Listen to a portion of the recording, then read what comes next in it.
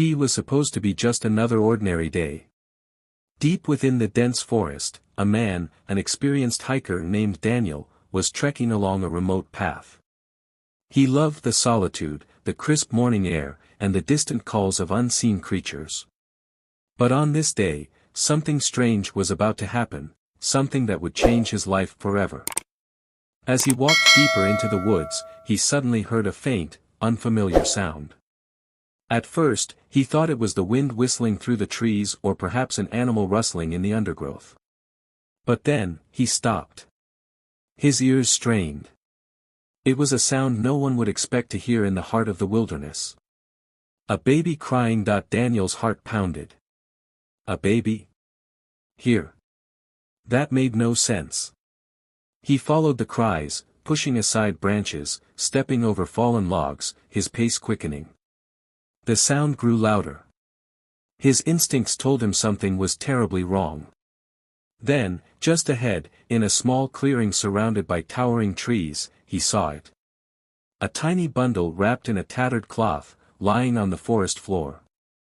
The baby, barely a few months old, was crying softly, its face red with distress. But Daniel's shock turned to horror when he saw what was next to the baby. A massive snake. Coiled just inches away. It was unlike anything Daniel had ever seen. The snake was enormous, its thick body glistening in the dappled sunlight. Its scales shimmered with shades of green and brown, blending perfectly with the forest floor. It lay still, its head slightly raised, its unblinking eyes locked onto the crying baby. Daniel froze.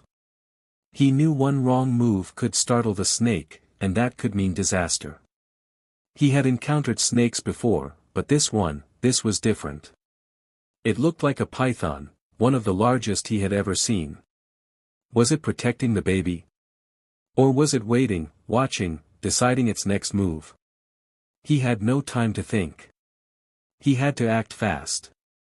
Daniel's mind raced. He needed to get the baby away safely, but how? If he lunged forward, the snake might strike. If he made a noise, it might get agitated. He had to be careful. Slowly, he crouched down, picking up a nearby stick.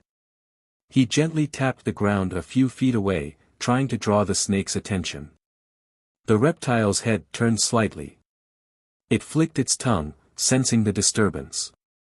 Then, with steady hands, Daniel reached for his backpack. Inside, he had a small knife, a survival tool he always carried. If the snake attacked, he would have to defend himself. But his goal wasn't to fight, it was to save the baby. Holding his breath, he made his move. Daniel slowly stepped forward, stretching out his arms toward the crying infant.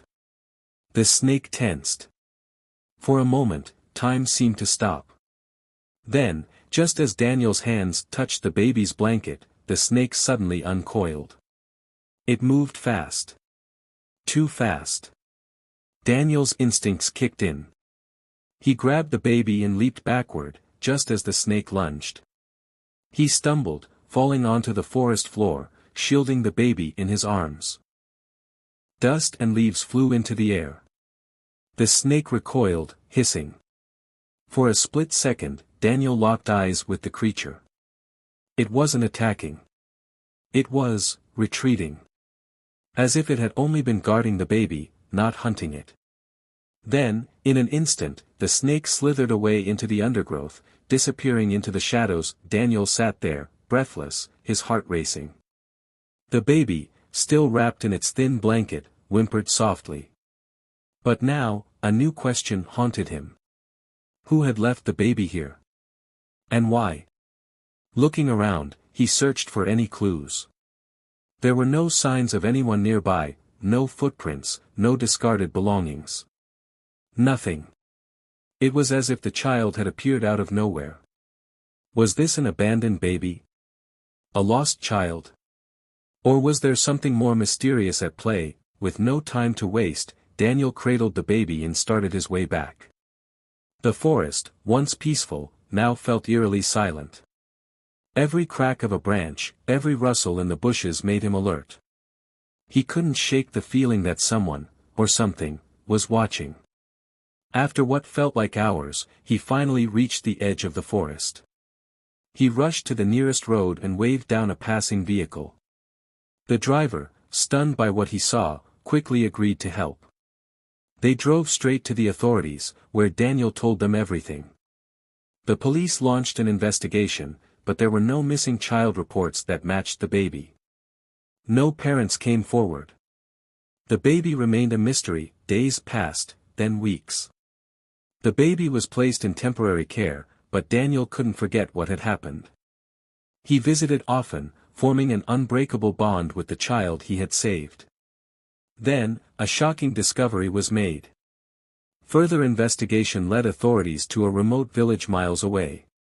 There, they found an elderly woman who claimed the baby had been chosen and left in the forest as part of an ancient, secretive ritual. A tradition believed to bring protection from the spirits of the wild. Daniel was horrified.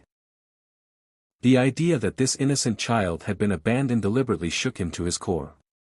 Unable to let the child go back to such a fate, Daniel made a life-changing decision. He applied for adoption. And after months of legal processes, the child, whom he named Leo, officially became his son. From that day on, the mysterious baby in the forest was no longer alone. He had found a father, a protector, and a future. But one question still lingered in Daniel's mind: had the snake truly been a threat? Or had it, in some strange, inexplicable way, been protecting the baby all along? Some stories remain unsolved, their truths hidden within the depths of the unknown. But one thing is certain: on that fateful day, in the heart of the forest, a life was saved. And perhaps, in the grand scheme of things, something greater was at work. And if you enjoyed this story, don't forget to like, share, and subscribe for more unbelievable real-life mysteries.